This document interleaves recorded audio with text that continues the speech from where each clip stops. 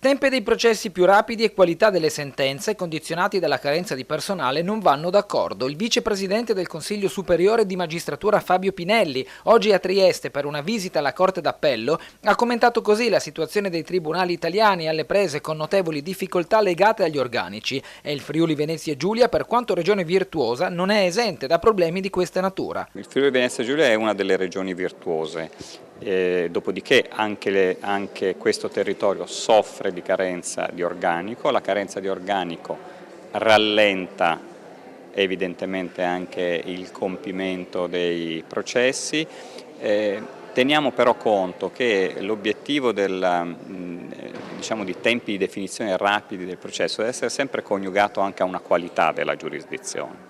Per emettere delle sentenze giuste ci vuole anche il tempo per sentire adeguatamente le parti che partecipano al processo e il tempo per il giudice di elaborare la propria decisione. Quindi bisogna sempre coniugare qualità e tempo di risposta della giustizia. La visita di Pinelli è da inquadrare in un contesto di passaggio in rassegna da parte del CSM nei tribunali del Paese per differenti motivi. Il Consiglio Superiore vuole venire in tutti i territori italiani a trasmettere un senso di vicinanza ai magistrati, un ringraziamento per il loro lavoro e anche accogliere tutte le criticità degli uffici di competenza del Consiglio o anche di competenza ministeriale per poi trasmetterle al Ministero nell'ambito di una collaborazione doverosa tra istituzioni. Tornando agli organici, si attende in tempi brevi uno sblocco della situazione anche grazie ai concorsi indetti di recente. Sono in corso alcuni concorsi per coprire appunto le scoperture della magistratura ordinaria.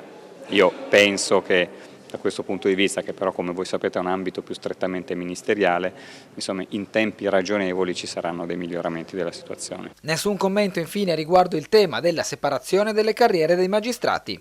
Come ho già detto non rispondo su questo tema perché è un tema all'ordine del giorno della politica sul quale poi a tempo debito il Consiglio si esprimerà nelle forme della collegialità che appartiene all'organo.